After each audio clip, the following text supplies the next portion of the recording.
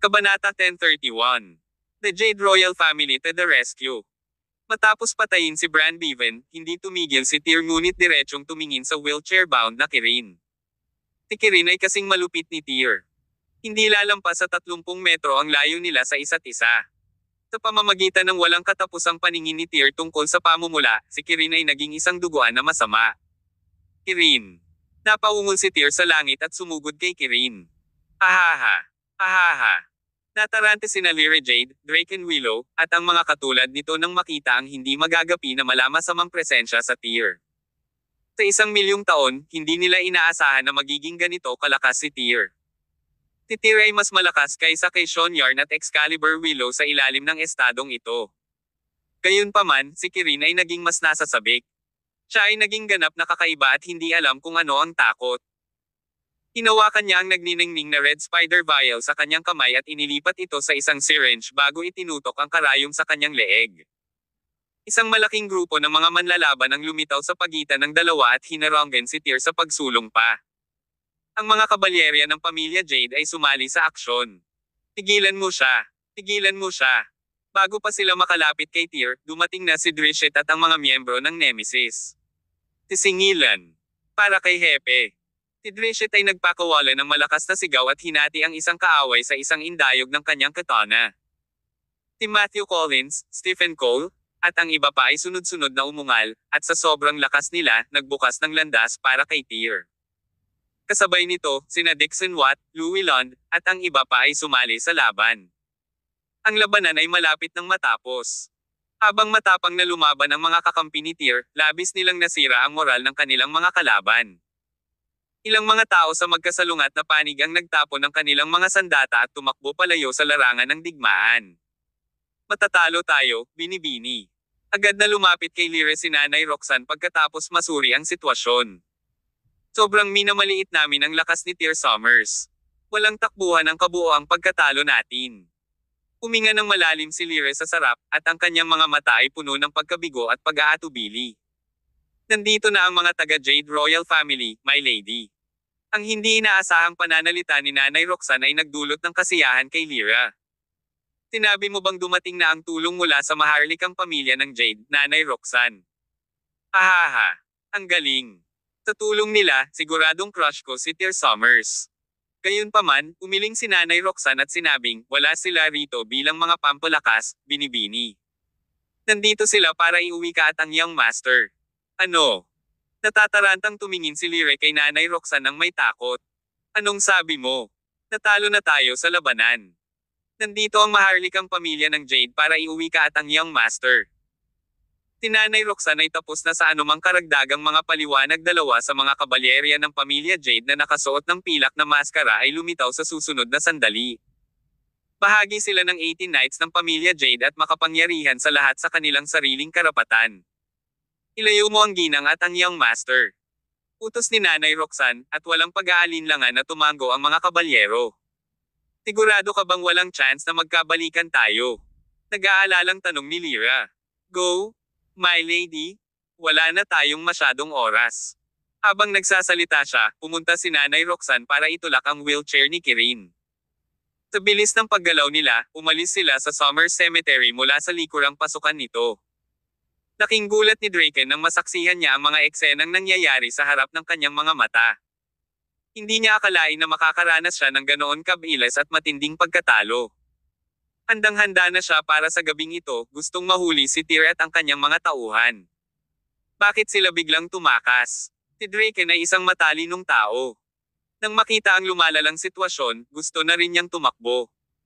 Gayunpaman, pinigilan siya ng isa sa mga kabalyerya ng pamilya Jade na magpatuloy pa.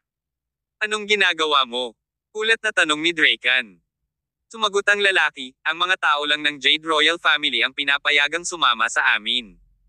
Bawal ka. Ano? Hindi makapaniwala si Draken sa narinig niya. Pero manugang ako ng pamilya. Malakas niyang tinawag ang pangalan ni Lyra at Kirin. Si Kirin, sa sandaling ito, ay tuluyang nawala ng katinoan at hindi pinansin ang paghingi ng tulong ni Draken. Isama mo si Draken Willow, sabi ni Lyra na nakakunot ang noo. Gayunpaman, mariing umiling si Nanay Roxanne. Alam na alam mo ang mga patakaran ng pamilya, binibini. May pumasok sa isip ni Lyra, at umalis siya kasama ang mga kabalyero nang walang sinabi pa. Gustong sumunod ni Draken ngunit pinalayas siya ng isa sa mga kabalyero. Sa mismong sandaling iyon, nakaramdam siya ng kawalan ng pag-asa. Ang mga sigaw ng sakit ay narinig nang makita niyang sinasaksak ni Drishet si Hotei sa kanyang dibdib. At pagkatapos ay nakita niya ang sobrang maliksi at mabilis na Twilight Crow na sinaksak ni Ormer Dagger sa kanyang leeg matapos hawakan ni Tyr ang kanyang braso. Ang mga bodyguard ni Draken, na dating pinagmamalaki niya, ay nilapigan ng mga malulupit na nilalang na bumubuo kay Nemesis. Nang makita ito, marahas na namula ang kanyang mukha. Tumingin siya sa plaza, at ang tanging nakikita niya ay mga mandirigma mula sa timog. Nagkalat ang mga bangkay at bangkay. Ito ay isang eksena mula sa isang kakilakilabot na bangungot. Sina Brad Bevan at Cherry Evans ng pamilyang Summers ay patay na, kasama si Cherokee Lugo na nakahandusay sa lupa, nakatulala sa gilid ng kamatayan. Ang natitirang mga mandirigma mula sa Summers family ay natagpuang patay o malubhang nasugatan. Habang ang ilan sa kanila ay wala nang makita matapos mapagtanto ang malalang sitwasyon na kanilang kinalalagyan. Ang mga puwersa ng pamilya Willow, na mas mababa sa kanilang kaalyado, ang pamilyang Summers, ay ganap na nawasak. Tumakbo ka, Master Draken. Isang matipunong lalaki ang nagdala ng grupo ng mga lalaki kay Draken. May dugo siya at iba't ibang sugat sa katawan. Kilala bilang Ryan, isa sa mga pinagkakatiwalaang kanang kamay ni Draken, nagtamasa siya ng pantay na katayuan sa Hotei at Twilight Crow. Are we done for? Ryan. Nabugbog ng todo si Draken at paulit-ulit na tanong kay Ryan. Isa itong kinalabasan na hindi niya inaasahan. Ang scheme ay ganap na naisakatuparan. Kinuha nila ang kontrol sa Hilaga, ngunit paano ito nawala lahat sa isang gabi? Huminga ng malalim si Ryan at sinabing, hindi pa tayo tapos, Master Draken. Natalo lang tayo sa laban na ito. Pumalik tayo sa pamilya Willow at magplano para sa mas malakas na pagbabalik. Pagkatapos ay umungol siya, paalisin mo si Master Draken. Kabanata 1032. Ganap na pulang dugo. Isang grupo ng mga mandirigma ng pamilya Willow ang agad na nagdala kay Draken palayo, habang si Ryan ay ibinaba paatras ang kanyang malaking espada, nagpapalabas ng aura na parang siya lang ang makakapigil sa 1,000 lalaki. Gayunpaman, bago pa man niya maiwaksi ang kanyang malaking espada, isang higanteng figure na duguan ngunit mas matangkad, mas matibay, at mas matindi kaysa sa kanya ang lumitaw sa kanyang harapan. Ang figurang ito ay parang isang higanteng bundok. Sa kanyang hitsura, ang pressure na ginawa niya ay kahit na ang isang ligaw na leon ay makahinga. Si Matthew Collins iyon. Daggendong. Isang makahayop na daggendong ang lumabas sa bibig ni Matthew, at sinundan ito ng suntok na kasing lakas ng martilyo. Bang! Ang suntok na ito ay hindi lamang tumama sa dibdib ni Ryan, ngunit ang lakas ng pagsabog nito ay nagpatalsik kay Ryan sa hangin. Nang bumagsak si Ryan sa lupa ay nasa dibdib niya ang mga paa ni Matthew. Gustong lumaban ni Ryan. Gayunpaman, naramdaman niya na para siyang idiniin pababa ng isang higanteng bundok na hindi makagalaw. Bahagyang kumulat ang sulok ng labi ni Matthew. Muli niyang itinaas ang kanyang mga kamao, ibinaba iyon at direktang hinampas sa noo ni Ryan. Kasabay nito, dumating na rin si Drishet at ang iba pa. Halatang hindi nila papayagang makatakas si Draken. The Nemesis members were like a bunch of weird freaks. Sa isang iglap, tuluyan na nilang nilubog si Draken at ang kanyang grupo ng mga tao, at pagkaraan lamang ng ilang sandali, isang malamig na katawan na lang ang naiwan sa lupa. Sa sandaling ito, nawala na si Tyr sa sementeryo ng pamilya Summers. Ang kanyang dugong tingin ay nakatuon kay Kirin. Nang mapansin niyang nakatakas si Kirin sa ilalim ng proteksyon ng mga kabalyerya ng pamilya Jade, agad silang hinabol ni Tyr. Sa sandaling ito, tuluyan nang nawala si Tyr sa kanyang katwiran. Dumaan siya sa isang maliit na kalsada sa tabi ng sementeryo ng pamilya Summers, isang kalsada na mga 3 hanggang 4 na metro ang haba na dadaan sa bundok sa likod upang marating ang pangunahing kalsada sa labas. May 3 sasakyan na nakaparada sa pangunahing kalsada, at 2 sa mga kabalyerya ng pamilya Jade ang nagbabantay sa bawat sasakyan. Sila ay nakasuot ng maskara at itim na damit. Sa gabi, sila ay kahawig ng mga general mula sa impyerno, at sila ay nagbigay ng nakakatakot na aura na pumipigil sa sinuman na lumapit sa kanila. Ang pinuno ay isang lalaking mukhang nasa unang bahagi ng edad 40. Nakasuot siya ng maputlang berdeng mahabang manggas na damit, at sa mga manggas ay may berde ng isang lunok. Ang simbolo na ito ay inaalok lamang sa mga kwalipikadong pinakamalakas na tagasunod ng pamilyang Jade. Nakatayo ang lalaki sa harap ng pinakaharap na kotse, at nakatutok ang kanyang mga mata sa makipot na daan sa kanyang harapan. Maya-maya, may sumulpot na grupo ng mga tao sa harapan niya. Dumating na sila. Buksan mo ang pinto ng kotse, utos ng lalaki, at agad na binuksan ng mga kabalyerya ng pamilya Jade ang mga pinto ng kotse. Sa sobrang bilis, lumitaw sina Lyra at Kirin at tinungo sila. Agad na pinagsalikop ng lalaki ang kanyang mga kamay at yumuko bago sinabi, "Ako ang Silver Swallow Leonel ng pamilya Jade. I greet the Miss and Young Master." Bahagyang natigilan si Lyra.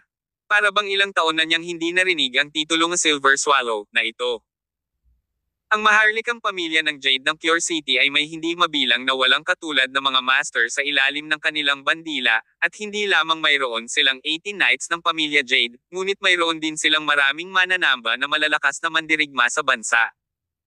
Marami ring ranggo sa mga sumasamba, at ang mga may kulay na lunok sa kanilang manggas ay kumakatawan sa kanilang hanay. Ang isang regular na manlalaban ay may pattern ng Black Swallow. Ang isang manlalaban na nalampasan ang average na lakas ay may pattern ng Silver Swallow. Habang ang mga nangungunang mandirigma ay may pattern na gininto ang lunok. Gayun din, may mga alingawngaw na mayroong isang ranggo sa itaas ng mga Golden Swallow na Golden Purple. Ang mga taong iyon ay sinasabing pinakamalakas at, sa parehong oras, pinakalihim sa loob ng pamilya Jade. Ang kanilang katayuan ay katumbas ng kalagayan ni Sean Yarn mula sa pamilya ng Summers. Gayunpaman, dahil wala pang Golden Purple Swallow na lumitaw sa pamilyang Jade, maraming tao ang itinuturing na ang powerhouse na ranggo na ito ay isang alamat. Sa pagkakataong ito, may pinadala ang pamilya Jade para ibalik si Lyra. Nagpadala sila ng Silver Swallow, na nangangahulugang nagmamalasakit pa rin sila kay Lyra, ngunit hindi masyado. Sa maraming mga master sa pamilyang Jade, ang mga Silver Swallow ay itinuturing na karaniwan, hindi rin malakas o mahina, kung tutuusin. Gayunpaman, kahit na ang isang Silver Swallow ay maaaring manalo laban sa isang taong kasing lakas ni Luke Mills sa Hilaga, at sila ay lubos na sanay. Pagkatapos ng lahat, ang mga sumasamba sa maharlikang pamilya ng Pure City ay hindi maihahambing sa mga marangal na pamilya sa Hilaga at Timog na rehiyon. Hindi kumibo si Lyra at agad na sumakay sa isa sa mga sasakyan. Nakahawak pa rin si Kirin sa isang syringe ng Red Spider sa kanyang mga kamay. Tumawa siya ng walang tigil na parang nawala sa isip niya. Gusto ni Lyra na kasama niya si Kirin sa parehong sasakyan. Gayunpaman, ayaw ni Kirin na gawin iyon. Sa huli, magkasamang sumakay sina Lyra at Nanay Roxanne sa unang sasakyan habang si Kirin ay nakaupo sa pinakamalayo sa likod ng convoy. Pagkasakay ng lahat sa sasakyan, nagsimula ang makina ng mga sasakyan bago tumungo sa highway. Sa oras na ito, naabutan na sila ni Tyr. Duguan pa rin ang mga mata ni Tyr, at nang makita niyang unti-unting nawawala sa kanyang paningin ang tatlong sasakyan, muli siyang napaungol na parang hayop. Samantala, bumungad sa kanyang isipan ang eksena ng kanyang pagkabata kung saan kasama niya ang kanyang ina. Sa wakas, bumungad sa kanyang isipan ang isang eksenang sinisira ni Kirin ang puntod ng kanyang ina. Kirin. Isang mahinang ungol ang pinakawalan ni Tyr, humakbang pasulong, at hinabol ang tatlong sasakyan sa bilis ng liwanag. Napakabilis ni Tyr, at nalampasan nito ang karaniwang bilis ng tao. Hindi rin nagtagal bago niya naabutan ang tatlong sasakyang kumikidlat. Nilamon ng pilak si Leonel at ang iba ay napansin ang isang figurang humahabol sa kanila sa rear mirror mula sa likuran. Sa sandaling ito, isang panginginig ang bumalot sa kanilang buong katawan, pati na rin ang isang pangangilig. Sino ang lalaking iyon? Isang multo. Malupit iyan, Tyr Summers. Naikuyom ni Lyra ang magkabilang kamao. Puno pa rin ng matinding takot at pangamba ang kanyang puso. Bilisan mo. Hiling mo siya. Agad na bumilis ang takbo ng tatlong sasakyan. Gayunpaman, patuloy silang hinabol ni Tyr nang hindi sumusuko. Sabay tawa ni Kirin na nasa likod ng sasakyan. Ang dami niyang tawa, ang bangis niya. Ang kanyang pagtawa ay nagparamdam pa sa isa sa 18 knights ng pamilyang Jade na nakaupo sa tabi niya na nanlamig ang kanyang dugo. Tyr, buwahaha. Hindi pa natin neresolba ang sama ng loob natin. Buwahaha. Patuloy siya sa pagtawa ng walang tigil. Bigla niyang sinunggaban ang pulang gagamba sa isang syringe na hawak niya sa buong panahon at walang pag-aalinlangan itong sinaksak sa kanyang leeg. Anong ginagawa mo? Nagulat ang mga tao sa tabi niya. Biglang gumawa ng kakaibang gurgling si Kirin. Maya-maya pa ay sumabog ang lahat ng daluyan ng dugo sa kanyang katawan at pumuti ang kanyang mga mata. Sa sumunod na segundo, umagos ang dugo sa mga mata ni Kirin. Pulang dugo ang buong mata niya. Kabanata 1033. Tapusin natin ito. Ang eksenang ito ay parang kung paano naging mga zombie ang mga tao sa isang magandang pelikula. Ito ay nakakatakot. Hoy, anong ginagawa mo? Anong nangyari sa'yo? Mabilis na tinapot ng mga katabi niya ang balikat ni Kirin. Gayunpaman, mabilis na tumalikod si Kirin.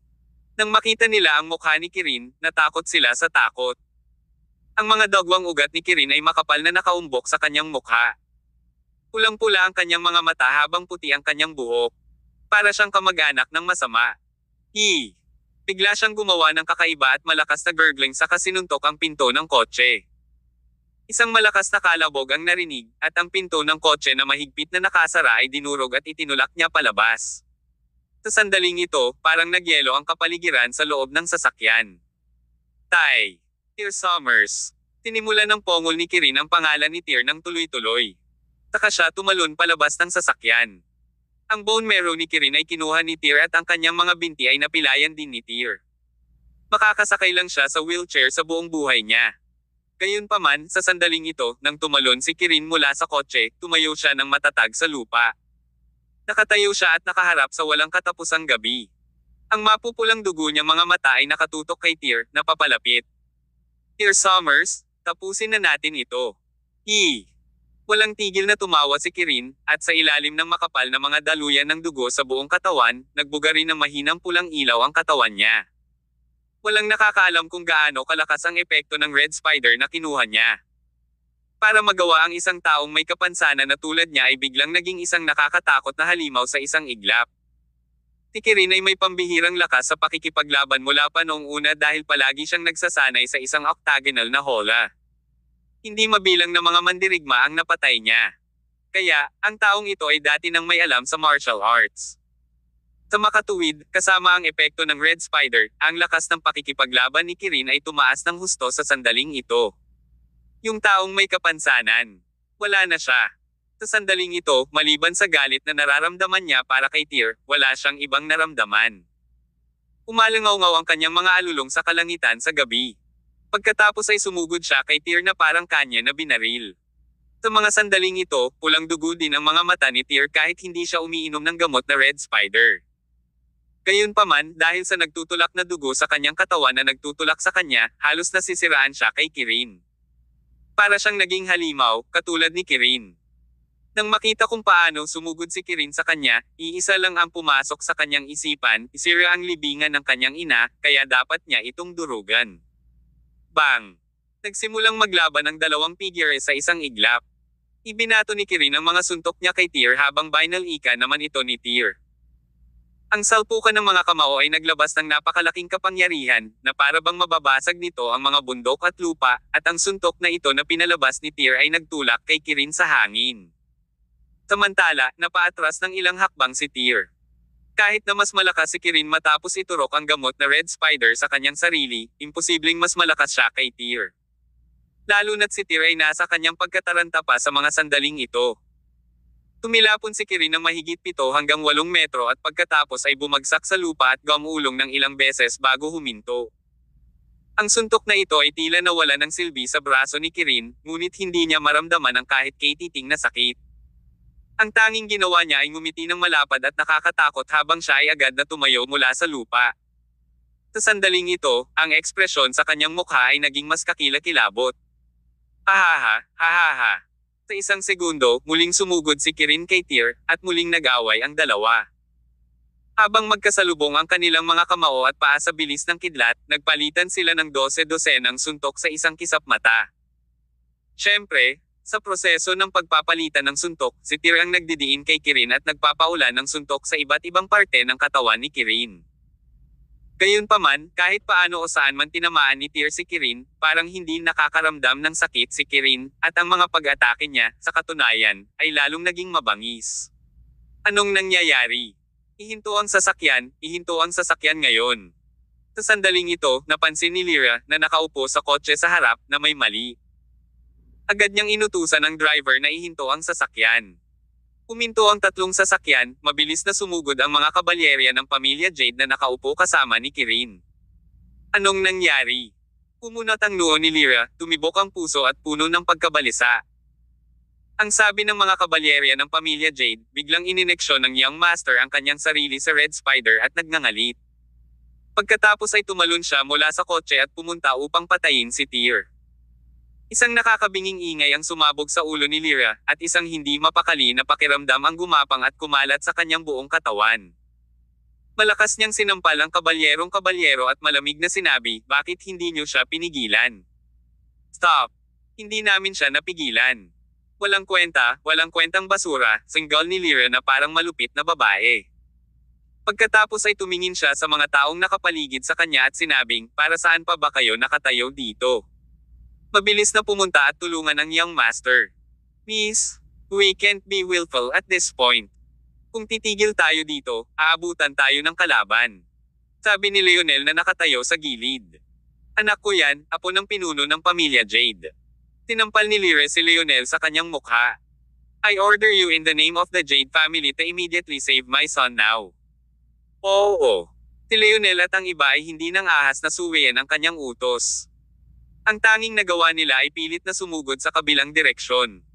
Gayunpaman, tumakbo lamang sila ng halos 100 metro o higit pa bago sila mabilis na tumakbo pabalik. Anong ginagawa nyo? Napalitan ng pangit na ekspresyon ang mukha ni Lyra nang makitang bumalik ang grupo matapos umalis hindi nagtagal. Sabi ni Leonel, Miss, there's no saving him. The Young Master has died. Let's live fast before it's too late. Boom! Tumabog ang ulo ni Lyra sa sobrang lakas. Sa sandaling ito, pakiramdam niya ay nablangko ang kanyang isip. Namatay ang anak niya. Paano ito naging posible? Imposible ito. Nagsisinungaling kayo sa akin. For sure. Hindi matanggap ni Lyra ang katotohanan ito. Napakamot siya sa ulo pagkababa niya ng sasakyan. Gusto niyang makita ang kanyang anak. Hindi siya naniniwala na patay na ang kanyang anak. Pero, hinawakan siya ni Leonel. Miss, alis na tayo bilis. Hinahabol na nila tayo. Kailangan na nating umalis agad. Pitawan mo ako. Pitawan mo ako. Tuloy-tuloy na napaungol si Lyra. Gayunpaman, determinado si Leonel at nagpasya na siya at tumanggi na palayain siya. Nanay Roxanne, tulungan mo ako. Gusto kong makita ang anak ko. Sa sobrang takot, ang tanging nagawa ni Lyra ay humingi ng tulong kay Nanay Roxanne.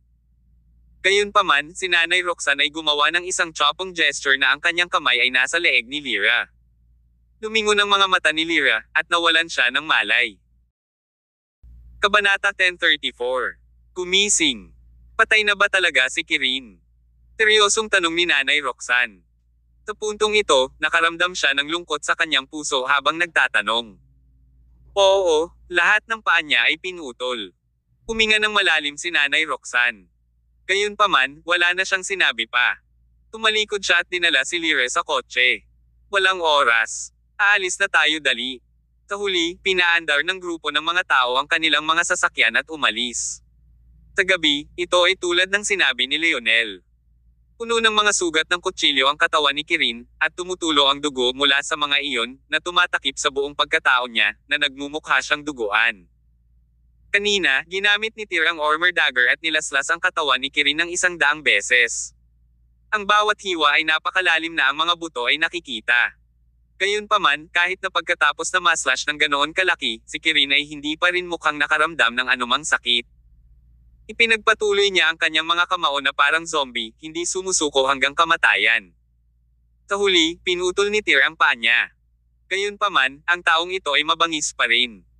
Sa huling pagindayog ng kanyang mga punyal, diretsyong pinutol ni Tyr ang kanyang ulo. Pumagsak ang ulo ni Kirin sa lupa at gumulong paikat ng 100 beses.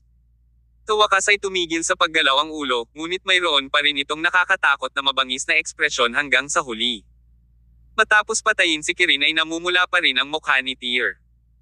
Tumingin siya sa direksyon ng tatlong sasakyan at gusto niya itong habulin. Gayunpaman, habang hinahabol niya ang mga ito, naramdaman niyang bumibigat at bumigat ang kanyang mga paa. Sa huli, para bang nakatali ang kanyang mga paa ng mga sandbag na kasing bigat ng 600 kilo, at isang pagsabog ng pagod ang dumaloy sa kanyang katawan.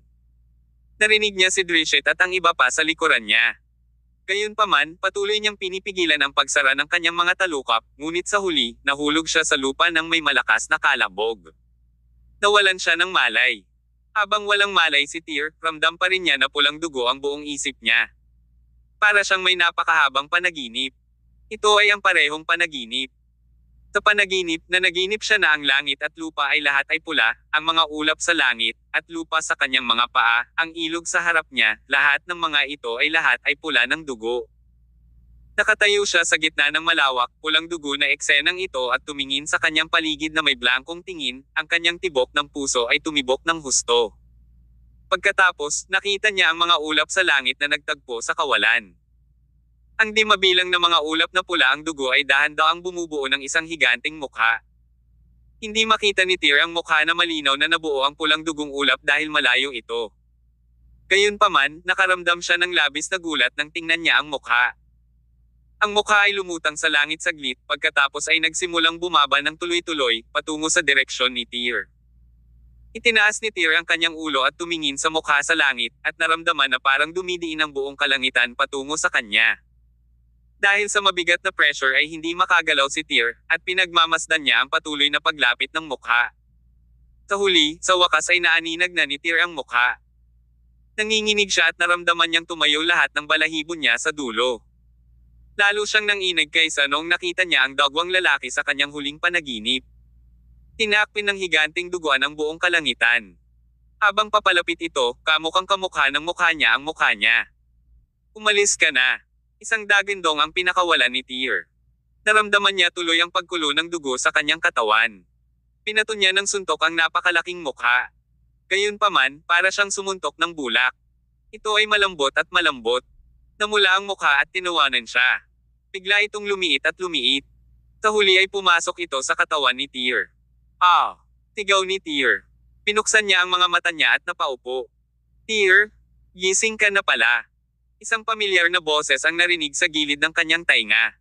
Ito ay ang kanyang ama, ang boses ni Draco Summers. Draco Summers, likas na tawag ni Tyr sa pangalan ni Draco. He didn't call him dad, kaya medyo lumabo ang ekspresyon ni Draco.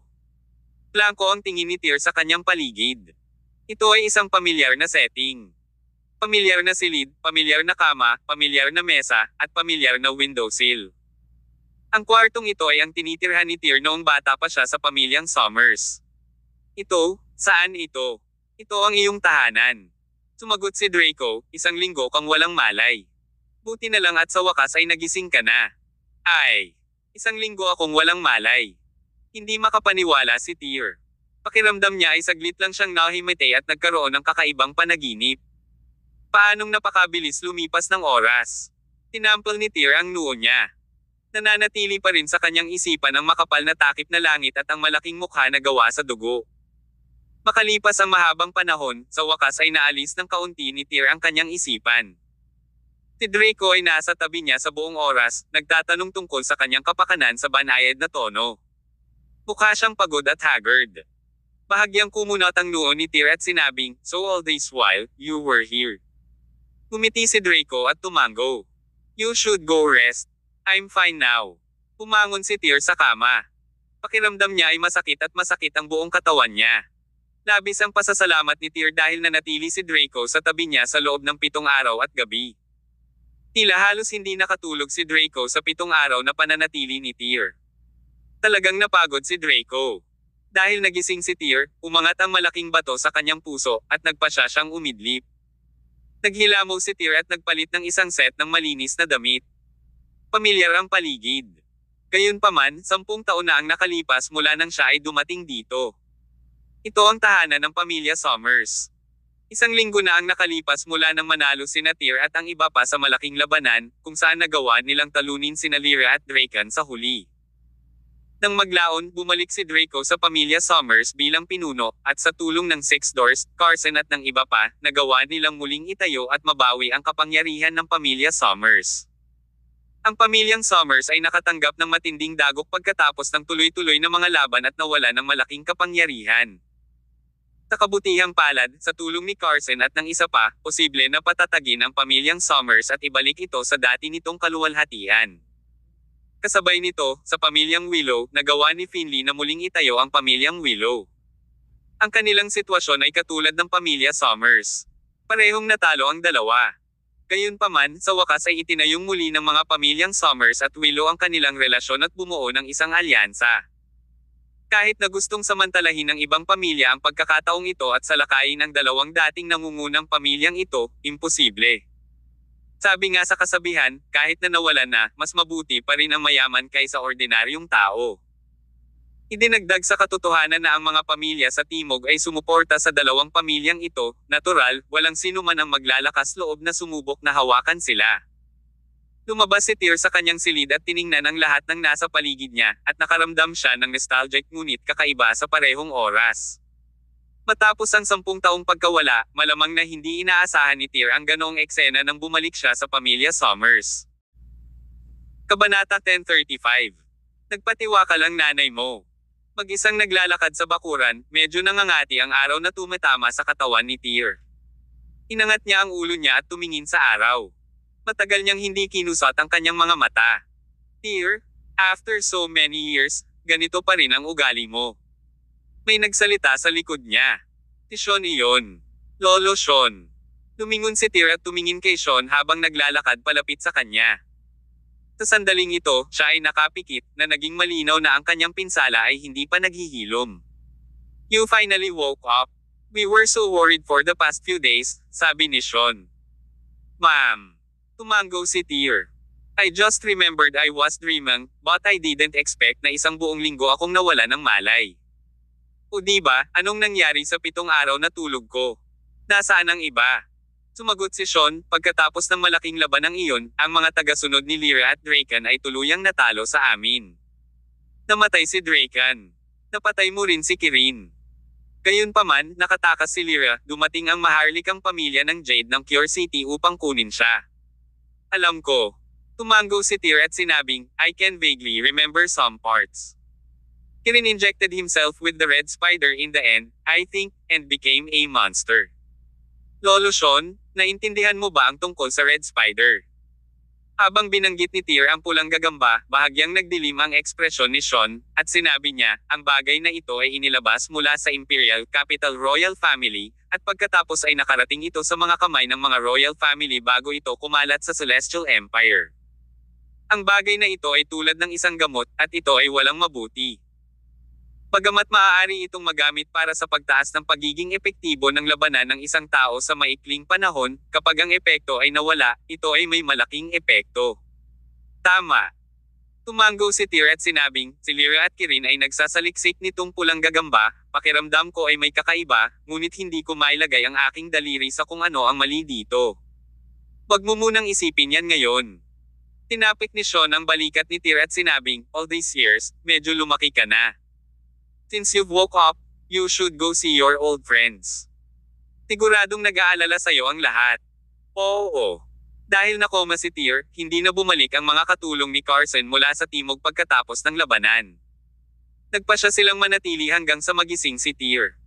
Kasabay nito, maaari silang ituring na nanatili upang tulungan ang mga pamilyang Summers at Willow na muling itatag ang kanilang mga posisyon.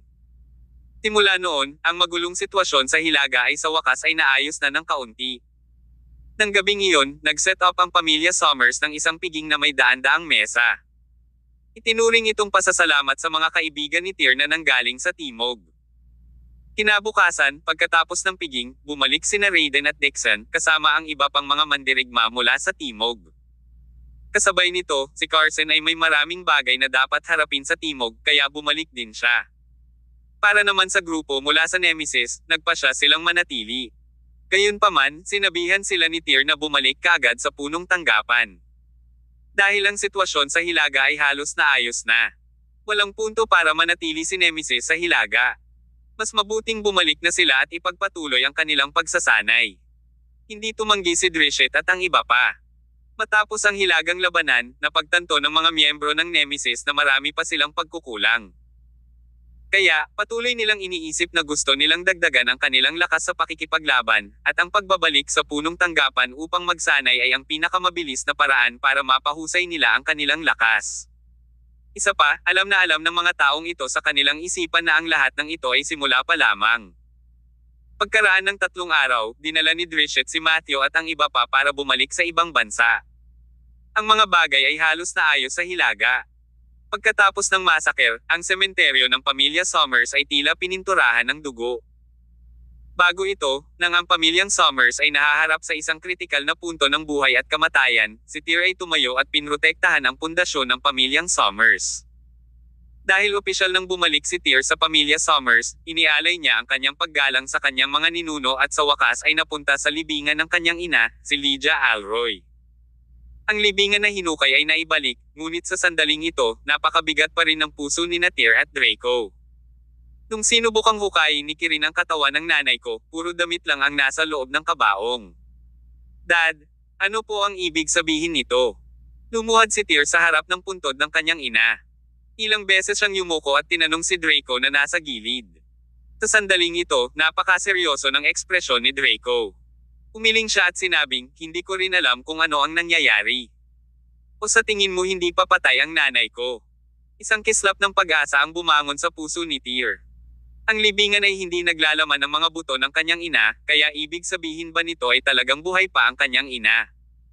Gayunpaman, agad na dinurog ni Draco ang kanyang pag-asa at sinabing, ito ay imposible. Nakita ko ang iyong ina na namatay sa aking sariling mga mata. Noong siya ay inilibing, pinanood ko ang buong proseso ng aking sariling mga mata. Imposibleng siya ay buhay pa.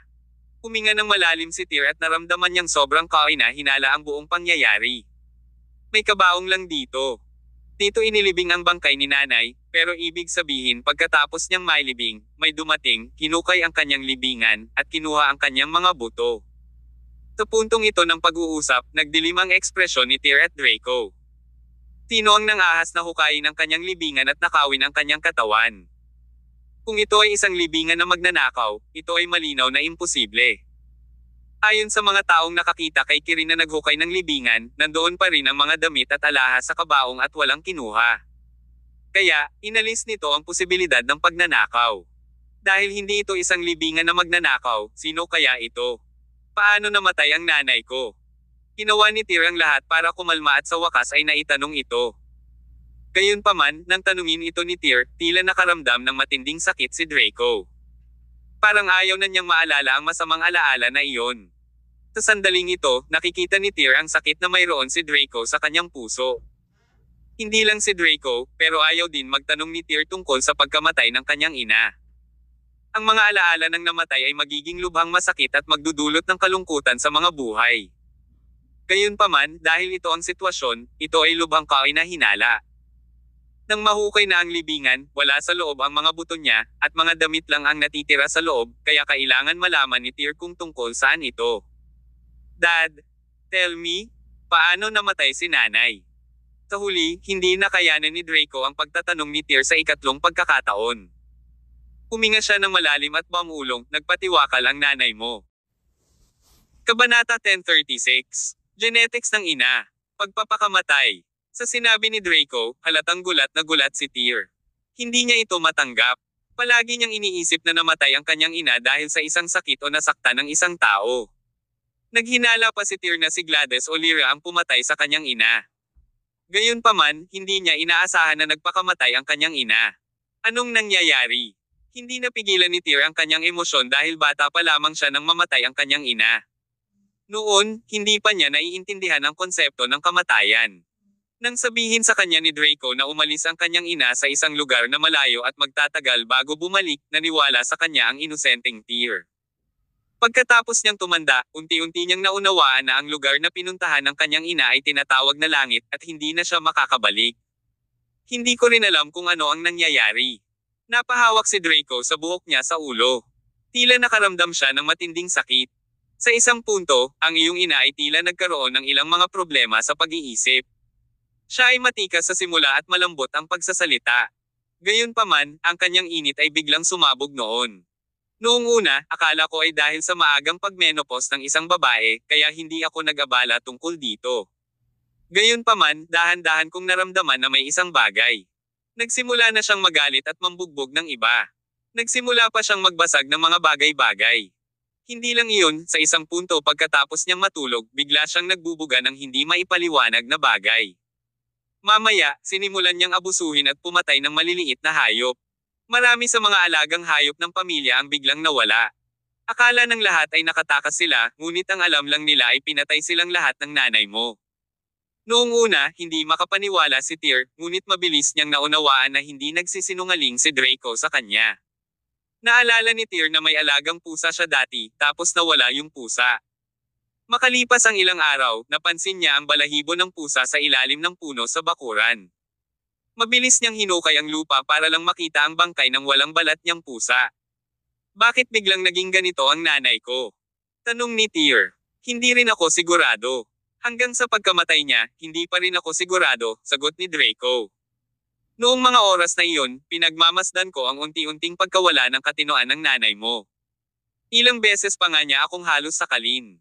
Sa huli, wala na akong choice. Hinanap ko ang lolo mong si Kin. Akala ko magugulat ang lolo mo, pero sa hindi inaasahang reaksyon ay nabigla ako sa halip. Ano ang reaksyon ni lolo? Tanong ni Tyr. Sumagot si Draco, hindi man lang siya nabigla. Para bang hinulaan niya na mangyayari ito. Ang tanging ginawa niya ay bumantong hininga at sinabing may mangyayari na sa wakas. Pagkatapos, hinanap niya ang iyong ina. Pagkatapos niyang mahanap ang nanay mo, nagkataon na sinasakal ka niya. Hindi ko alam kung natatandaan mo iyon. Sinasakal ako ng nanay ko. Napangiwi si Tyr na may pagdududa dahil wala siyang ganoong alaala sa kanyang isipan. Kahit anong pilit niya ay hindi niya maalala ang pangyayaring iyon. Bakit hindi ko man lang maalala? Tanong ni Tyr. Iyon ay dapat na ang iyong lolo, sabi ni Draco. Noon, pinahimatay ka niya, at hindi ko alam kung ano ang ginawa niya para makalimutan mo ito. Mukha kang takot na takot noon. Kung nanatili sa iyo ang alaalang iyon, baka na-trauma ka na sa pangyayaring iyon at binangungot ka sa buong buhay mo. Kahit na halos imposible ang pagpupunas ng mga naalala, hindi akalain ni Tyr na nagsisinungaling si Draco sa kanya. Iyon ay dahil ang kanyang lolo ay isang taong lubhang pambihira. Alam niyang maraming espesyal na pamamaraan ang hindi imposible. Dagdag pa, sa agam medikal, may posibilidad na mawala ng memorya. Kaya ibig sabihin ay gumamit si Kin ng isang espesyal na pamamaraan at pinunasan ang mga alaala ni Tyr. Tyr, alam mo ba ang itsura ng nanay mo noon? Paano? Tanong ni Tyr. Huminga ng malalim si Draco at sumagot, nalaglag lahat ng itim niyang buhok sa balikat niya, umuumbok lahat ng ugat niya, duguan ang mga mata niya. Para siyang nasisiraan. At saka, alam ng nanay mo ang martial arts. Kahit hindi siya tinuturing na top fighter, kaya niyang lumaban sa lolo mo ng 100 round at nasugatan pa siya noon. Sa huli, walang choice ang lolo mo kundi gamitin ang kanyang mahiwagang nalalaman. Ang buong kapangyarihan niya noon ay nagawa niyang talunin ang iyong ina. Habang ikinwento ni Draco ang pangyayaring iyon, huminga ng malalim si Tyr. Kasabay nito, maraming ideya ang tumatakbo sa kanyang isipan. Ang sitwasyon ng kanyang ina ay katulad noong may nag-inject ng Red Spider. Bago ito, ilang beses nang nakatagpo si Tyr sa Red Spider. Minsan ang babaeng estudyante na nakilala niya noong una siyang dumating sa norte. Tapos si Locke, na nakalaban niya sa Pine River, at last ay si Kirin, na nakalaban niya. Matapos iturok ng mga taong ito ang pulang gagamba sa kanilang mga katawan, nagkaroon sila ng parehong reaksyon tulad ng inilarawan ni Draco. Gayunpaman, 20 taon na ang nakalilipas, ang Red Spider ay hindi pa dapat nasa sirkulasyon sa Hilaga. Kahit na nalikha na ang pulang gagamba 20 taon na ang nakalilipas, wala talagang dahilan para sa kanyang ina na iturok ang sarili sa bagay na ito. Nanlamig ang tagiliran ni Tyr habang iniisip iyon. Kung ang sitwasyon ng kanyang ina ay hindi dahil sa pulang gagamba, kung gayon mayroon lamang isa pang posibilidad. Posible ba na ang dugong dumadaloy sa aking mga ugat ay nagmana sa aking ina? Bahagyang nanginig si Tyr. Matapos ang hindi mabilang na mga pagsusuri, ang conclusion ay nagpakita na ang kanyang nakakabinging dugo ay hindi ang genetika ng pamilyang Summers. At ngayon, sinasabi ni Draco na dumaan ang kanyang ina sa ganitong sitwasyon 20 taon na ang nakararaan. Didn't that mean nagmana siya ng berserking blood sa nanay niya? Si Tyr ay hindi lang isang beses, at sa bawat oras na siya ay nagngangalit, para siyang tinurok ang kanyang sarili ng pulang gagamba, na parehong sintomas ng kanyang ina 20 taon na ang nakakaraan. Saglit na naramdaman na lang ni Tyr na magulo ang ulo niya. Palagi niyang iniisip na ang dugo sa kanyang katawan ay may kaugnayan sa pulang gagamba. Saan nga ba nagmula ang pulang gagamba na ito? Ang tsismis ay nagmula sa Imperial Capital Royal Family, ibig sabihin ba niyan ay kamag-anak sila ng kanyang ina sa emperador? Pakiramdam ni Tyr ay lalo siyang nalilito habang lumilipas ang oras. Then, what happened after? Bakit nagpakamatay ang nanay ko? Sumagot si Draco, noong gabing iyon matapos siyang bigyan ng uniforme ng lolo mo, inabot ng isang buong gabi bago niya nakuhang patatagin ang kanyang emosyon. Hindi ko alam kung ano ang sinabi niya sa kanya, ngunit noong hapong iyon, namatay ang iyong ina. Kabanata 1037. Ang mahiwagang imbitasyon. Ipinaliwanag ni Draco Summers, nagpatiwakal ang iyong ina. Nang mawala siya, wala siyang sakit, na parabang naibsan ang kanyang paghihirap.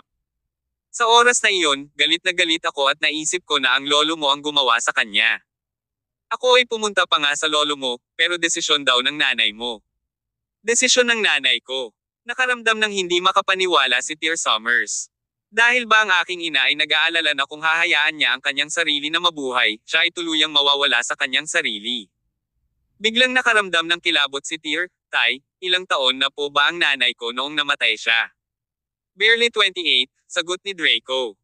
28, biglang naramdaman ni Tyr na medyo tumusok ang anit niya dahil magiging 28 years old na rin siya next year. Huminga siya ng malalim at may premonition kung paanong parang susunod siya sa yapot ng kanyang ina. Tanong ni Tyr, so after my mother died, you saw her being buried with your eyes. Sigurado ka bang nalibing siya sa libingan na ito noong mga oras na iyon? Positibo. Matigas na tumango si Draco at sinabing, ako ang personal na naglibing sa kanya. Tama. Tumango si Tyr at hindi na nagpalalim pa dahil alam niyang ito lang siguro ang alam ni Draco. Baka ang kanyang lolo na si King Summers lang ang may karagdagang impormasyon tungkol sa kanyang ina. Gayunpaman, ang kanyang lolo ay umalis sa pamilyang Summers 15 taon na ang nakararaan. Hindi nalaman ang buhay at kamatayan ni Kin, at maaaring matagal na siyang namatay. Tanong ni Tyr, Tay, bakit iniwan ng lolo ko ang pamilya niya 15 taon na ang nakararaan? Speaking of this matter, mas naging solemn na si Draco. Sagot niya, bigla lang nangyari, naalala ko lang na nakatanggap ng invitation ang lolo mo noon. Pagkatapos nun, nagmamadali siyang umalis. Anong klaseng imbitasyon? May ilang salita sa front page. Ang likod ay pinalamutian ng pattern ng gintong dragon. Ang estilo nito ay may malaking pagkakatulad sa Imperial Decree noong sinaunang panahon. Di umano, ang imbitasyon ay nagmula sa Imperial Capital Royal Family, na natili itong misteryo kung saang pamilya ng hari ito nagmula. I had not seen the specific content of that invitation. Ang lolo mo lang at ang pinsan mong si Xavier ang nakakita, dahil si Xavier ang pinakamahalagang miyembro ng pamilya namin ng lolo mo noon. Kaya, pinayagan niya si Xavier na silipin iyon. Hindi alam ang sinabi ng lolo mo kay Xavier noong araw na iyon. Anyway, ilang taon na ang lumipas, umalis din ang pinsan mo sa pamilya para hanapin ang lolo mo. Hanggang ngayon, wala pa ring balita sa kanila. Sa puntong ito, bamantong hininga si Draco at nagpatuloy, ang usapin ng pag-alis ng iyong lolo at ng iyong pinsan ang naging pinakamalaking misteryo ng ating pamilya. Sa ngayon, wala pang nakakalutas nito. Isang imbitasyon mula sa Imperial Capital Royal Family, na katulad ng isang Imperial Decree. Isinulat ni Tyr ang mga keyword na ito, kabilang ang mga Red Spider na pinabalitang nagmula sa Imperial Capital Royal Family. Halata sa isip ni Tyr na kailangan niyang puntahan ang mga ito para hanapin ang mga sagot at alamin ang lahat ng in and out na ito. Siguro, ang mga pahiwatig sa walang laman na libingan ng kanyang ina o pag-alis ng lolo at pinsan ay konektado lahat sa Imperial Capital Royal Family. Mukhang kailangan kong pumunta sa Imperial Capital Royal Family. Nagdesisyon si Tyr. Dapat niyang bisitahin ang Imperial Capital Royal Family. Oo naman, hindi siya pupunta ngayon dahil, sa sandaling ito, mayroon pa siyang ilang mga maluwag na pagtatapos upang harapin. Kaya nga, huminga ng malalim si Tyr. Pagkatapos, lumuhad siya sa walang laman na libingan ng kanyang ina at yumuko sa kanya ng 3 beses. Nay, buhay ka pa man o hindi, malulutas ko talaga ang misteryo ng iyong kinaroroonan. Sa sandaling ito, napatitig si Draco kay Tyr, na nakaluhod sa harap ng puntod ni Lydia Alroy. Matagal nang naging pula ang kanyang mga mata. Nakaramdam siya ng kirot sa kanyang puso. Ang lugar ay nanatiling pareho, ngunit ang mga tao ay nagbago sa paglipas ng panahon. Saan mo balak pumunta pagkatapos nito? Tanong ni Draco. Sa nangyari, gustong-gusto ni Draco na hilingin kay Tyr na manatili at kunin niya ang pamilya Summers. Gayunpaman, sa huli, hindi niya maibuka ang kanyang bibig dahil alam niya sa kaibuturan na ang kanyang anak ay isang tunay na dragon sa lupa at hindi siya kayang pigilan ng pamilya Summers. Sumagot si Tyr, ang talaan sa pagitan ko sa pamilya Summers ay napupunas na ngayon. Tiyak, kailangan kong bumalik sa Con City kung nasaan ang aking pamilya. Oh, medyo nawala bigla si Draco. Marahil ay nasaktan siya sa mga sinabi ni Tyr. Sa ngayon, si Tyr ang nag-iisang anak na lalaki na naiwan ni Draco sa loob ng napakalaking pamilyang Summers. Gayunpaman, ang kanyang nag-iisang supling ay nagkaroon din ng sariling pamilya. Maging si Draco mismo ay nahirapan sa pag-iisip kung dapat ba itong maging masaya o malungkot. Tila nakita ni Tyr ang nasa isip ni Draco. Ngumiti siya at tinapik ang balikat ng kanyang ama at sinabing, Con City ang tahanan ko. Ang pamilyang Summers sa Hilaga ay tahanan ko rin. Ang parehong mga pamilya ay hindi mas mabuti o mas masahol kaysa sa isa't isa. Buntis pala ulit si Winifred. Halos 7 buwan na siyang buntis ngayon. Makakabalik na kayo sa loob ng ilang araw para makilala ang manugang at apo mo. Kailangan mo silang biyayaan ng malaking regalo ng maaga. Habang sinasabi ni Tyr ang mga salitang iyon, misteryosong inilagay niya ang kanyang bibig sa tabi ng tainga ni Draco. Bulong niya, I will let you into a secret. This time Winifred is pregnant with twins. Para talaga. Sa sandaling ito, si Draco ay nagniningning sa kaligayahan. Ito ay kahanga-hanga. Pagkatapos mong gawin ang mga gawain ng pamilya Summers at patatagin ang sitwasyon, bakit hindi ka sumama sa akin sa Con City? Pagkatapos, maaari mong hawakan ang iyong mga apo sa iyong mga bisig. Good. Good. Good. Masiglang sabi ni Draco. Pagkatapos, tinanong niya, dapat dalhin din ang genealogy ng pamilya Summers, di ba? Tumawa si Tyr at sumagot, hindi na kailangan sa ngayon. Pagdating ng panahon, dadalhin ko rito si Little Blair at ang iba pa para kilalanin nila ang kanilang pinagmulan. Great! Talagang namula ang mga mata ni Draco sa excitement. Pagkatapos, niyakap niya si Tyr ng oso at umiyak ng malakas. Humihikbi na parang bata si Draco sa mga sandaling ito. Sa katunayan, ang panggigipit na hinarap niya sa lahat ng mga taon na ito ay napakabigat para tanggapin. Sa kabutihang palad, lahat ng alikabok ay naayos na ngayon. Sa pagtingin sa kanyang ama na umiiyak ng ganito, lumundag din ang puso ni Tyr sa kung ano-anong emosyon. Hindi lang siya ang nagduso ng husto sa lahat ng mga taon na ito. Sa katunayan, ang kanyang ama ay masyadong maraming dapat pasanin. Sa wakas ay ipinatong ni Tyr ang kanyang kamay sa likod ng kanyang ama na para bang nagpalitan sila ng pagkakakilanlan. Inaalo niya ito. Huwag ka nang umiyak. Gaano kakaiba para sa isang may sapat na gulang na tulad mo na umiyak ng ganito? Iyon ay tungkol dito. Tapos na ang lahat ngayon.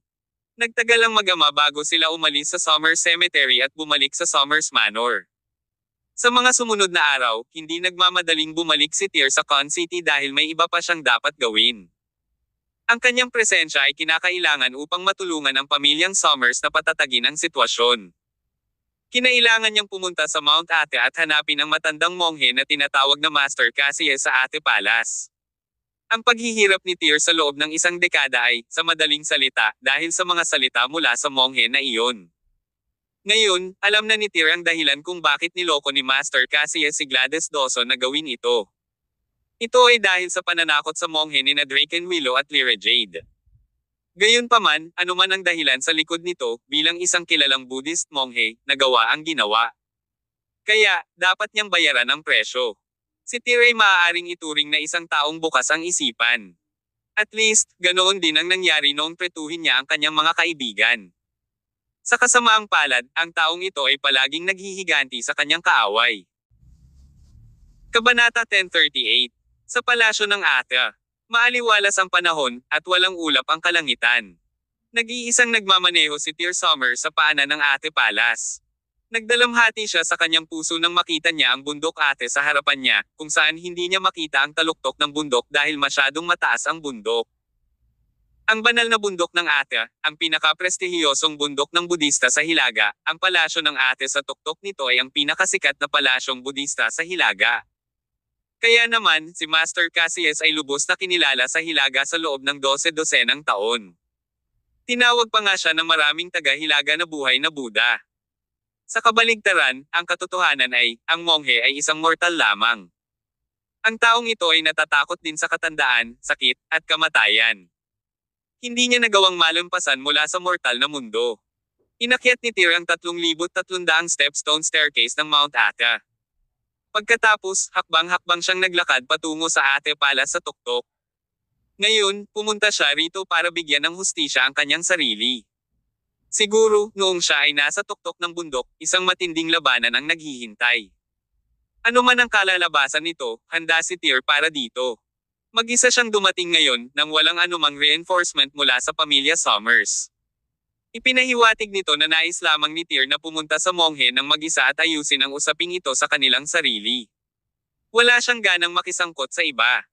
Ipagpalagay na si Master Cassius ay interesado lamang na iligtas ang kanyang leeg at nais niyang gamitin ang kapangyarihan ng buong palasyo ng Ate upang sirain ang Tyr. Kung ganoon, hindi naisip ni Tyr na mawala ang Ate pala sa mundong ito. Ang bilis ng pag-akyat ni Tyr sa hagdan. Wala pang kalahating oras ang inabot niya para umakyat ng 3,300 hakbang patungo sa tuktok ng bundok. Lahat ng kanyang pag-akyat, siya fleeted sa kanyang paa. Hindi nakita ni Tyr ang pagdating nito dahil, pagdating niya sa gate ng Ate Palace, 2 baguhang monghe ang naghintay sa kanya doon. "Excuse me, ikaw ba ay benefactor Tyr Summers?" Tanong ng isa sa maliliit na monghe. "Oo, ako nga." Nagulat si Tyr na tumango. "Matagal ka nang hinihintay ni Master Cassius sa bulwagan. Sumunod ka sa akin, benefactor. Nakita na ni Cassius na pupunta ako ngayon." Medyo nabigla si Tyr, pero hindi siya naniniwalang may makakapaghula ng mga bagay sa mundong ito. Kahit na ang buhay na Buddha ng palasyo ng Ate na ito ay walang pagbubukod. Hindi nagtagal, tumulong ang isa sa mga monghe na alisin ang kalituhan sa isip ni Tyr. Sumagot siya, "Inutusan kami ni Master na hintayin ka sa harap ng pintuang ito ng bundok sa loob ng 7 araw.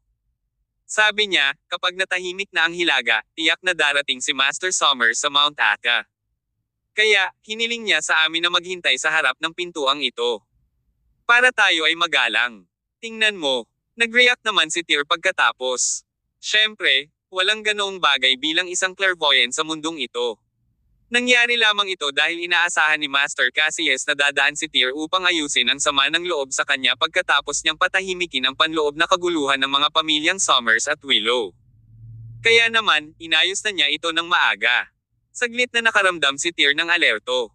Sapagkat hindi siya sigurado kung ang matandang monghe na ito ay naghintay para sa kanya ng maaga, na nagbabalak na patayin siya o hindi. Pagkatapos ng lahat, ang layunin ni Tyr ay dumating sa oras na ito ay upang tuligsain siya para sa kanyang mga krimen. Gayunpaman, habang sinusundan ni Tyr ang 2 monghe sa Buddhist Hall, hindi niya naramdaman ang kahit katiting na mamamatay tao na aura mula sa lugar. Bagkus, mas naging kalmado ang kanyang puso. Tila nasukat niya ang tangkad ng mga dakilang tao sa pamamagitan ng sukatan ng maliliit na lalaki. "Master Summers, hinihintay ka na ni Master sa loob." Ang 2 monghe ay huminto sa kanilang mga landas nang dumating sila sa Buddha Hall na parang hindi sila kwalipikadong pumasok sa bulwagan. Ang unang bagay na nakakuha ng mga mata ni Tyr nang sumulyap siya sa loob ng bulwagan ay isang napakalaking estatwa ni Buddha sa pangunahing bulwagan. Ang estatwa ay mukhang marilag at solemn na habang nakaupo, ang katawan nito ay binalutan ng ginto, ginawa nito ang buong eskultura na parang gawa sa ginto. Ang ibang mga eskultura ng Buddha ay nakaupo sa magkabilang gilid ng bulwagan. Binalot din ng ginto ang kanilang mga katawan. Ang gintong liwanag na nagmumula sa mga estatwa na ito ay nagpapaliwanag pa sa buong bulwagan na may gininto ang glow. Sa oras na ito, isang monghe ang nakaluhod sa harap ng napakalaking Buddha statue. Nakasuot siya ng marangal na damit na may masalimuot na brocade. Ginagalaw niya ang mga butil ng panalangin ng Buddhist sa kanyang kamay at umaawit ng isang sutra na para bang tinutubos niya ang kanyang mga kasalanan sa harap ng Buddha. Ang monghe na iyon ay si Master Cassius. Hindi masyadong naiintindihan ni Tyr kung anong uri ng sutra ang kanyang binibigkas, ngunit narinig niya ang isa sa mga pangungusap. Siya chanted, "Nothing ventured, nothing gained." Pumasok si Tyr sa loob ng hall. Sa sandaling pumasok siya sa Buddha Hall, naramdaman din niya ang siksik na Buddhist aura mula sa loob. Agad niyang inipon ang kanyang ugali at naglakad patungo sa rebulto ng Buddha. Hindi lumuhad si Tyr. Lumapit lang siya at nag-alok ng 3 insenso, saka yumoko. "Makiupo muna kayo, Master Summers." May dagdag na futon sa tabi ng monghe. Hindi nagdalawang isip si Tyr. Lumapit siya at umupo sa futon. Maya-maya lang, umiba si Master Cassius mula sa pagkakaluhod at umupo sa tapat ni Tyr. Sabi niya, "Hello, Master Summers." Bahagyang tumango si Tyr, pagkatapos ay humalukip-kip siya. Bagamat si Master Cassius ay isa sa mga salarin na humantong sa kanyang palaboy na buhay noon, sa sandaling ito, sa loob ng templong ito ng Budista, pinananatili pa rin ni Tyr ang kanyang wastong ugali. Dumating si Tyr ngayon para humingi ng paliwanag. Wala siyang intensyon na bahiran ng dugo ang sektang Budista na ito. Master Cassius, sa tingin ko mayroon kang malinaw na ideya tungkol sa layunin ng pagbisita ko sa oras na ito, tama ba? Noon, niloko mo ang lola ko, si Gladys Dawson, sa mga maling salita at naging dahilan para mapatalsik ako sa pamilya hanggang sa puntong muntik na akong malason at mapatay. Pumunta ako ngayon sa ate palas mo para humingi ng hustisya sa iyo. Gayunpaman, bahagyang tumawa si Master Cassius at sumagot, ang sinabi ko ay hindi lubos na kasinungalingan. Anong ibig mong sabihin?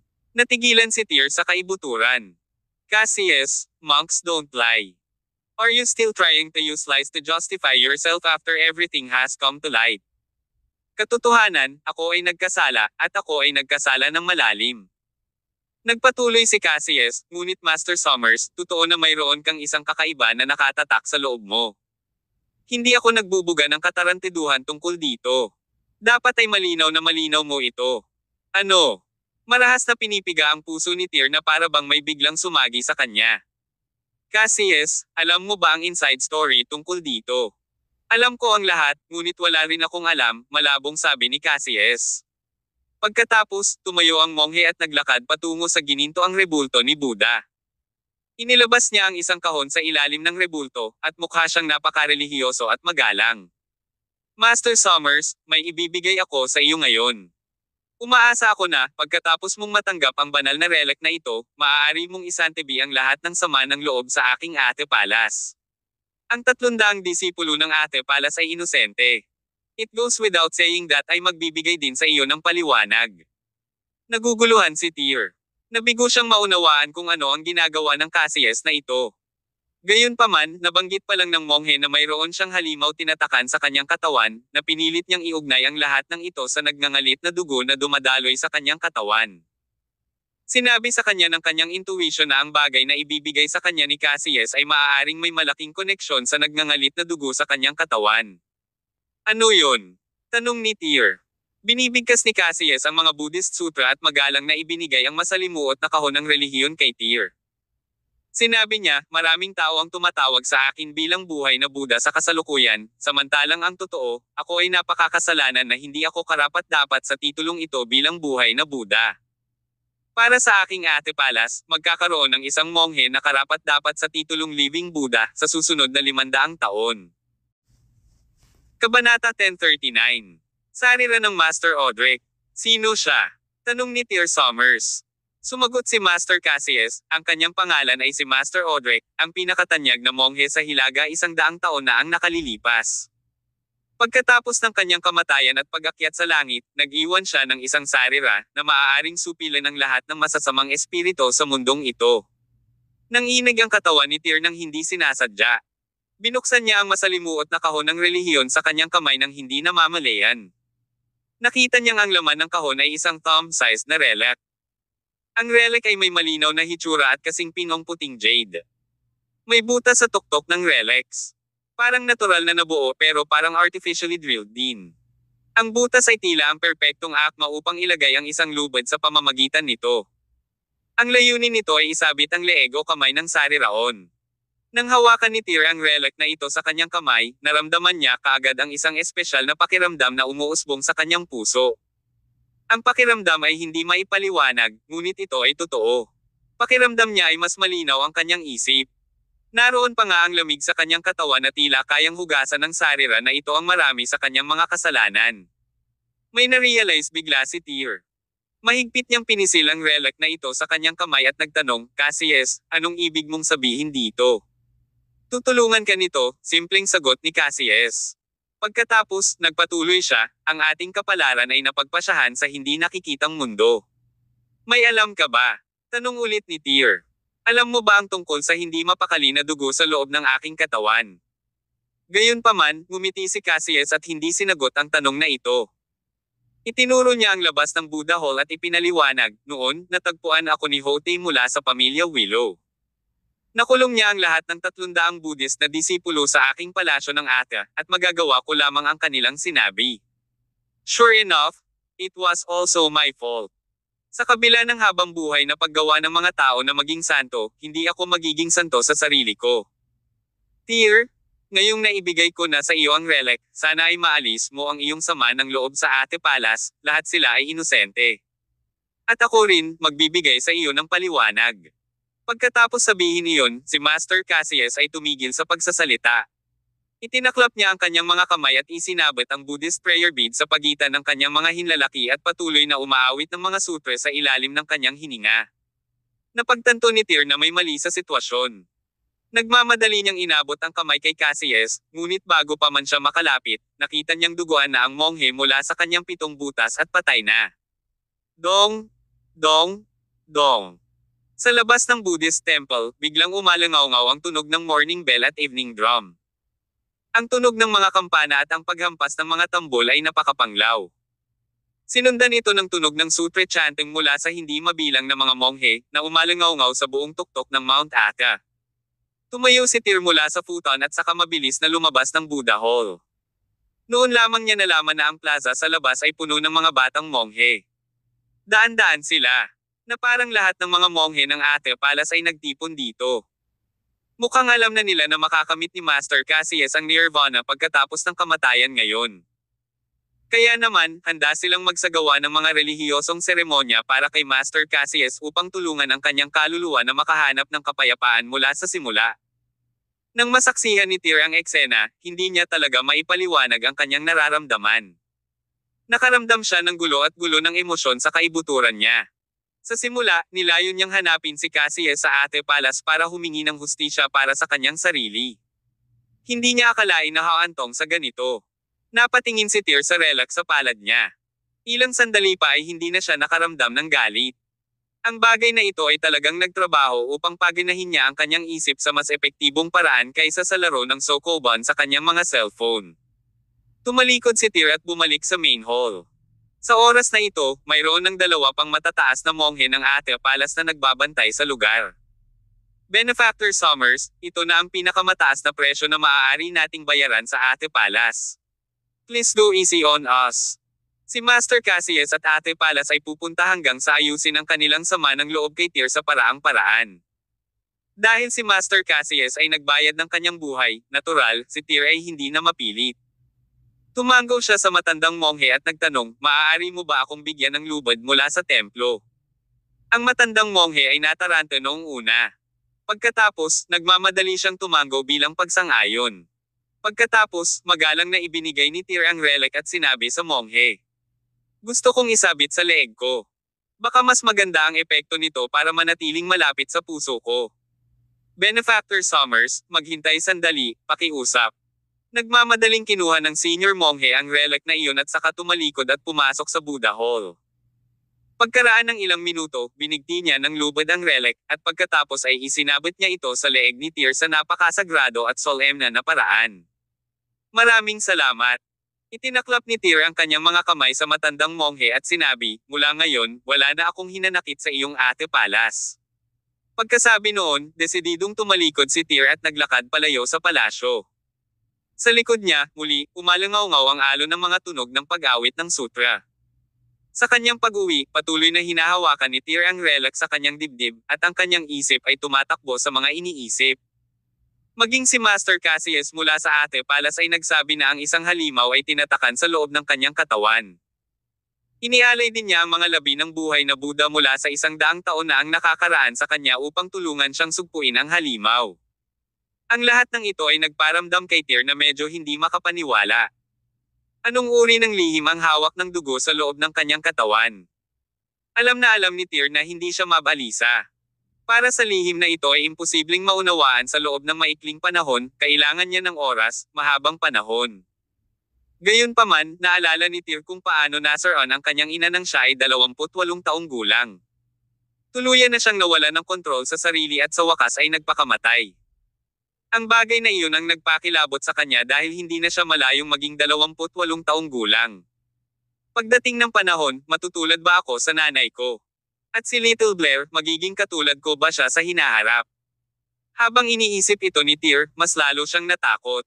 Sa huli, hindi na siya naglakas loob na isipin pa.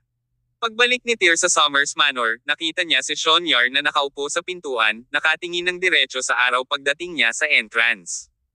Katulad noong bata pa si Tyr na nag-squat sa entrance ng Summers Manor habang hinihintay niyang umuwi si Sean. Kaagad, tumalon ang puso ni Tyr sa isang alon ng nostalgia. Pumunta siya sa gilid ni Sean at tumingkayad sa tabi niya, sabay tingin sa araw sa langit kasama niya. Hindi nagtagal at hindi na nakatiis si Sean at pumikit. Pumikit din si Tyr at tinukso siya, "Lolo Sean, medyo pailay ka yata ngayon." Natawa si Sean at sinabing, "Hindi naman sa pailay ako, pero lalo kang naging makapangyarihan. Bakit mo daladala ang espada sa likod mo? Lolo Sean, aalis ka na ba?" Nang makita ni Tyr ang putol na espada na daladala ni Sean sa kanyang katawan, ang unang pumasok sa isip niya ay malapit ng lisanin ni Sean ang pamilya Summers. Kung tutuusin, ang kasunduan nila ni King Summers ay bantayan ang pamilya Summers sa loob ng 15 taon. Ngayon, matagal nang nag-expire ang deal na 15 taon. Nakangiting tumayo si Sean at sinabing, "Hindi pa, ngunit mangyayari ito sa lalong madaling panahon. Hihintayin kong maging matatag ang pamilya Summers sa Hilaga dahil nangako ako kay King na tutulungan siyang protektahan ang pamilyang Summers ngunit nabigo akong protektahan ang kanyang asawa. Maaari ko lang siyang tulungan para mabantayan ang pundasyon ng kanyang pamilya." Kabanata 1040. Madilim na chess. Pagkatapos sabihin iyon, pumasok si Sean Yarn sa Summers Manor. Patuloy niya, "Kailangan ko pang umalis sa huli. May importante akong gagawin sa Imperial Capital City." "Ano ito?" Natigilan si Tyr Summers. Tinanong niya, "Lolo Sean, galing ka ba sa Imperial Capital Royal Family?" "Haha." Napapikit si Sean at ngumiti ngunit hindi na nagsalita pa. Umiwas siya sa tanong. "Masyadong maaga pa. Sa palagay ko ay maaari pa akong manatili dito ng mas matagal. Nga pala, anong paliwanag ang ibinigay sa iyo ng Cassius na iyon para sa paglalakbay mo sa Ate Palace?"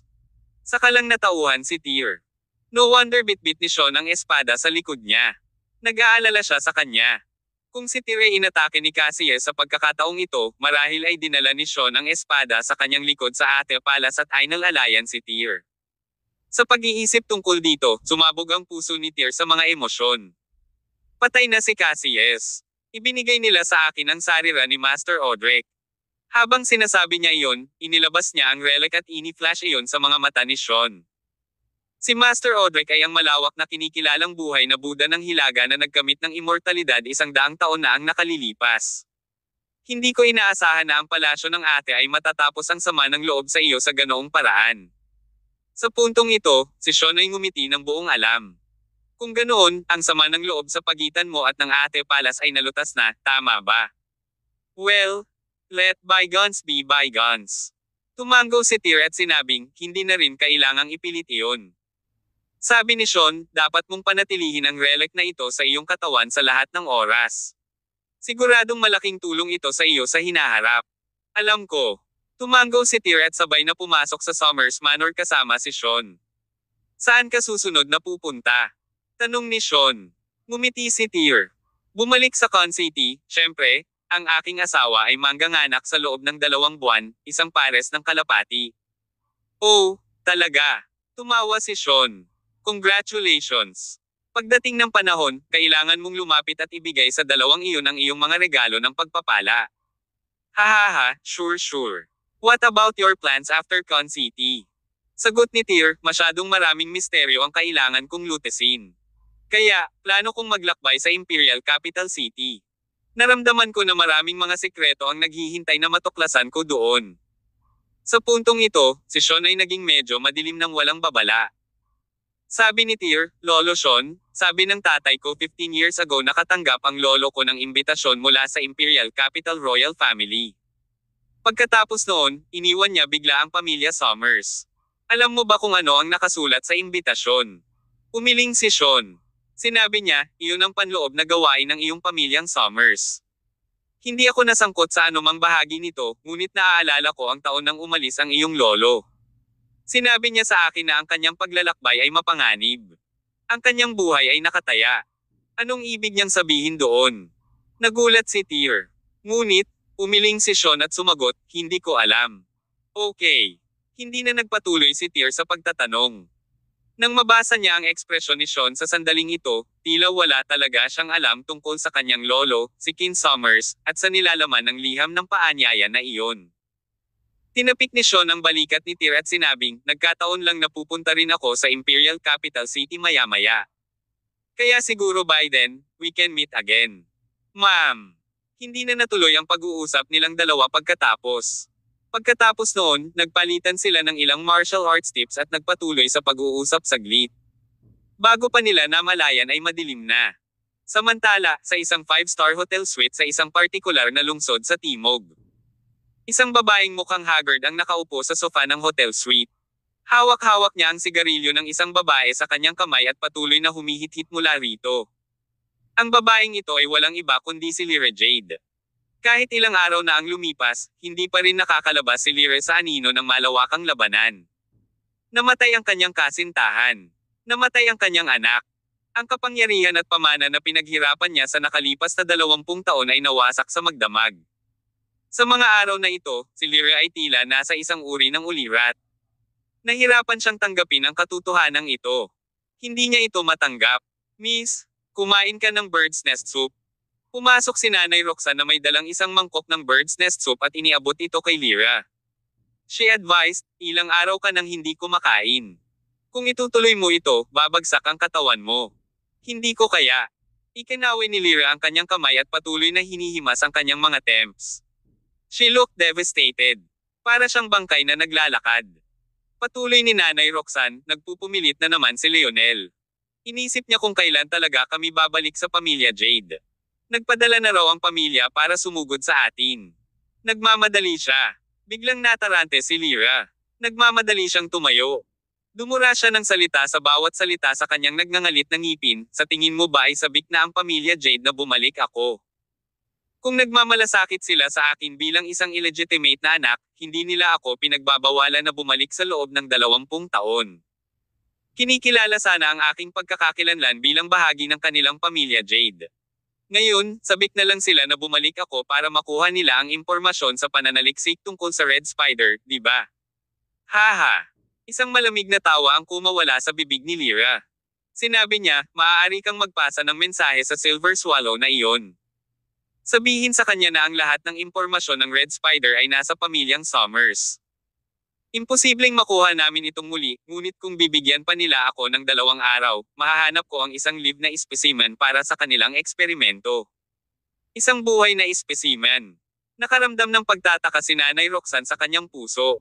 Lumingon si Lyra at tinignan si Nanay Roxanne ng masama. Paliwanag niya, Tita Roxanne, may mga sekretong hindi mo pa alam, pero hindi ko na kailangan pang itago ngayon. Si Kirin at ako ay lihim na nagsasaliksik sa Red Spider sa lahat ng mga taon na ito. Mula nang malaman ito ng pamilya Jade, nagsimula silang pumunta sa amin ng madalas upang tanungin ang pag-unlad at impormasyon ng pananaliksik. Alam mo ba na mayroong isang malaking sikreto sa likod ng gamot na ito? Anong klaseng sikreto? Nagulat si Nanay Roxanne. Nagpakawala si Lyra ng isang sira-sirang tawa at nagpaliwanag, ang Red Spider ay nagmula sa Imperial Capital Royal Family. Ang orihinal na asawa ni Draco Summers, ang ina ni Tyr na si Lydia Alroy, ay nagmula rin sa Imperial Capital City. Kasabay nito, ang bone marrow ni Tyr at ang dugong dumadaloy sa kanyang katawan ay may ganap na kaugnayan kay Red Spider. Higit pa rito, tanging ang bone marrow at dugo lamang ni Tyr ang maaaring bumuo ng perpektong gamot na Red Spider na walang epekto. Ay, totoo ba ito? Nagtatakang tanong ni Nanay Roxanne. Talagang totoo. Ngumisi si Lyra, kung hindi ko sana minamadali ang pamilyang Summers na kunin ang buto ni Tyr, paulit-ulit, sa lahat ng mga taon na ito. Sayang lang at hindi ko inasahan na magiging ganito kalakas ang taong ito at magpapakatatag.